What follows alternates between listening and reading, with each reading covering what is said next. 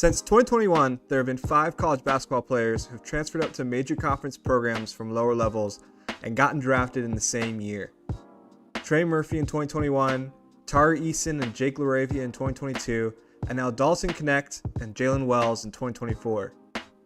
Each one of these players entered their college seasons as relative unknowns to NBA teams, proved their talent to be undeniable, and got drafted in the same year. So who's going to be next? In this video, I'm going to figure out just that, and I'll walk you through how I identified the next mid-major transfer ups that could be this year's college basketball stars and NBA draft darlings. There are over 200 mid-major programs in college basketball, and watching every team to scout for talent is simply impossible. So we have to start with creating a statistical model that can narrow the pool of players down to a reasonable number for analysis. Now, I don't want to spend too much time walking through every element of the model that I created, but I can lay out some of the key points of it. When we're trying to find the guys who can most easily increase their draft stock from obscurity in one season to stardom in the next, one thing that's an absolute must that I found is size. Smaller guards just aren't given the same attention when they transfer up from mid-major programs, and that matches general trends with how NBA teams have deprioritized smaller guards in drafts over the past 5 years. To date, there hasn't been a single player in the transfer portal listed under 6'6" to get drafted in the same year after transferring up from a mid-major program. There's more to this model too that I'll quickly run through. You need athleticism indicators. You gotta be willing to take threes. You don't have to necessarily be making them before you get to your next stop. And you need to have impacted winning in a way that is meaningfully measurable. With just those simple statistical minimums laid out, we can already narrow our list down to less than 20 mid-major players who transferred up to the major conference level this offseason. This is a much more manageable list to scout, so I got to work watching all those remaining players, and I've just finished scouting, and I've narrowed that list down to 4 names who I think are the best bets to get drafted this year. I want to put my best foot forward right away in this video with the name I believe in most strongly. I think Igor Milicic Jr. is a clear-cut choice as a guy who should get drafted next season after transferring up to Tennessee from UNC Charlotte this offseason. Tennessee's portal season was spent finding players who can fill the void of shot-making left behind by All-American Dalton Connect after an absurd season of offensive production. I think Milicic is going to have the first opportunity at taking on the majority of these shots in the offense this year. At a listed 6'10", Milicic is a high-level shooter, and his shooting profile already looked like NBA stuff last season. Turn on the tape and you'll see shots off movement, shots from deep range, and his catch-and-shoot mechanics are about as clean as you can find in this class. UNC Charlotte had one of the slowest tempos in college basketball last year, so his per-game shooting stats might not immediately pop off the page, but his advanced stats tell a much different story. Last season, Milicic Jr. played 82% of his team minutes, averaged 9.4 threes per 100 possessions, and made them at a 38% clip. No other player in D1 listed 6'10" or taller matched his combination of heavy minute load, shot volume, and shooting efficiency. The NBA is always looking for tall shooters, and Milicic is exactly that. Igor Milicic Sr. is the coach of the national men's Polish basketball team, and can see that basketball intelligence runs in the Milicic family. Junior's basketball habits are pristine, and he has a really great understanding of court mapping and off-ball positioning. He's always in the right spots to punish defensive errors with timely shots, and he knows the right type of pass to use to find the open man created from his scoring gravity. When you look at Tennessee's offensive options this season, I don't think anyone on the roster can match his combination of shooting prowess and decision-making, and that's great news for his potential to build an NBA draft case. I expect NBA teams to be very interested in the overall skill package, and I would project him as a valuable off-ball player who can complement star players seamlessly. If I were to give an early draft grade going into the year, I have a feeling Milicic will end up with a true first-round grade for me, and he'd be my first bet from this group of players to get drafted next June. The second name on this list is probably the most logical answer to the question of who gets drafted this year, and it almost feels like cheating to pick him. The name is JT Toppin, transfer from New Mexico to Texas Tech. Toppin already had a chance to make his draft case last year in the Mountain West. He got invited to the 2024 NBA Draft Combine and then withdrew from the draft process at the last minute for what I assume was a hefty NIL promise in the portal. Now he'll be an anchor for one of the best defensive-minded coaches in college basketball in Grant McCasland, and he'll play for a team with high aspirations to go far in the NCAA tournament.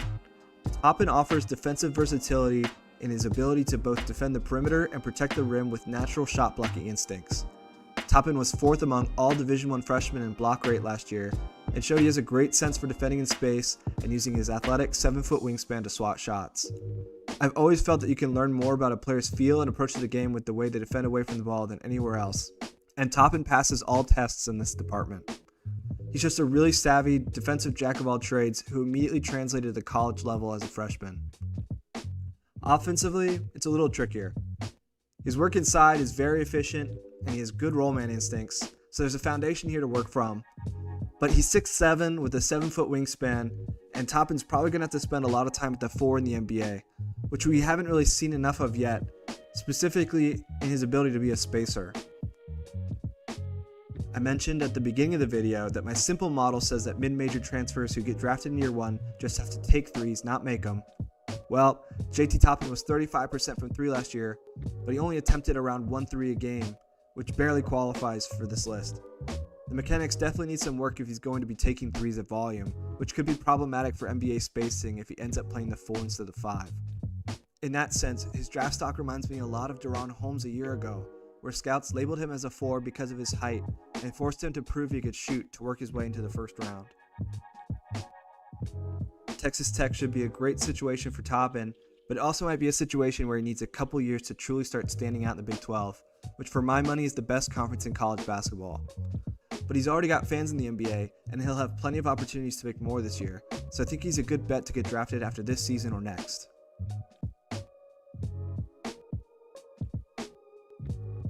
Like Igor Milicic Jr., Michael Ajayi is another offensive juggernaut that makes this list, and he's someone that Gonzaga hopes will be a key cog in their offense this season.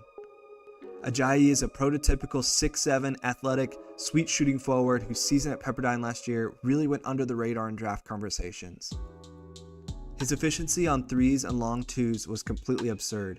He made nearly 47% of his threes on decent volume and 44% of long twos on very heavy volume, placing in the top 10 nationally in both long two attempts and makes in Division I.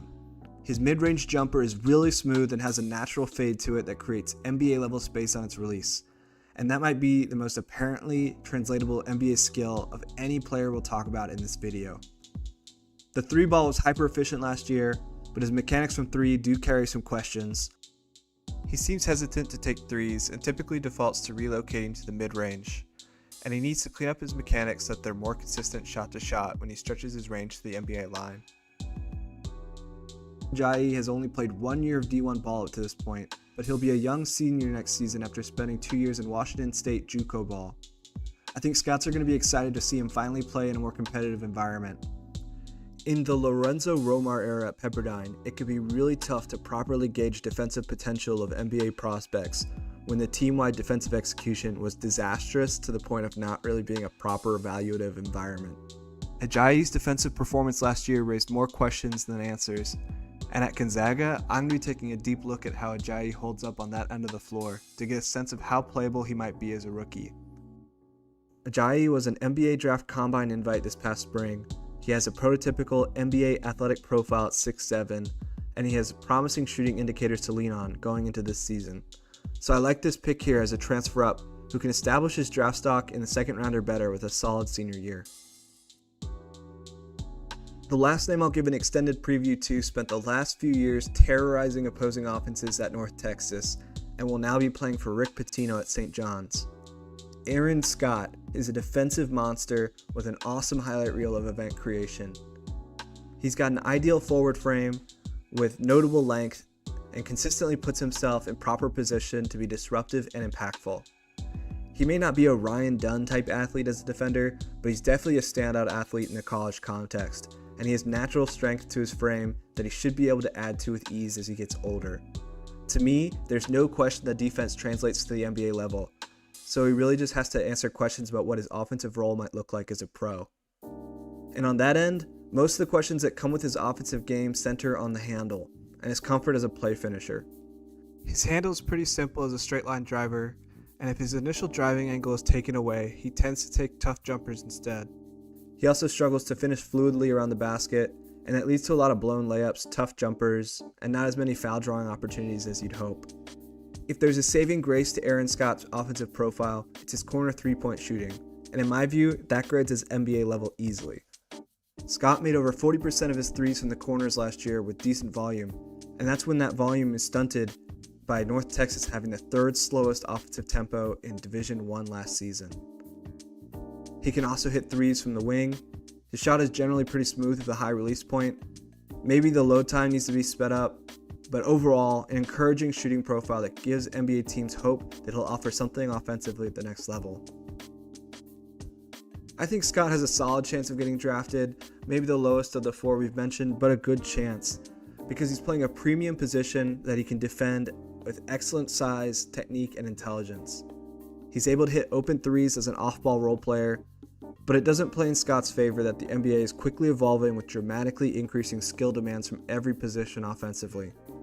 Those skill requirements might just be too high for Scott to be just a corner shooter, but if the defense really pops to the next level, he'll get plenty of opportunities to develop on that side of the ball. I'm excited to see what Scott's game looks like after a year with Coach Pitino at St. John's, and I expect him to be an all-defense player in the Big East this season at the very least.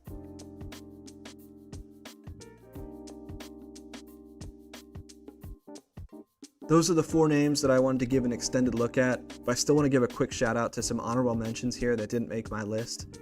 Kason Pryor offers unique movement skills and an interesting shooting profile as a 6'10 big guard, really flashy, but he's on the older side for a prospect.